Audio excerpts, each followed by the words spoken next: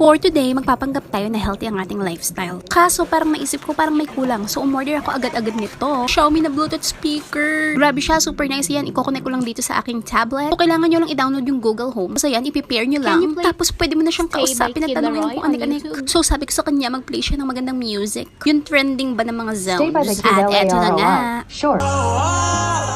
Diba? Super nice ng tunog. Siyempre, mas ginanahan ako magpanggap kaya ayan, warm up muna. Ayan, mas ginanahan ako sumuntok. Itong bata naman nakikigulo kaya ayan, dinamay ko na siya. At hindi pa dyan natatapos ang lahat. Dito talaga ako pinapawisan ng bongga. Kaso nasisira yung performance ko dito sa sinampay eh. Grabe lang kasi makabilas ha. Nung kanagabihan naman si Liam nanonood lang ng Coco Melon, naka-Bluetooth speaker pa. Diba? Sa Super Savers Gadgets lang yan. Kasale sila ngayon, kaya link in bio.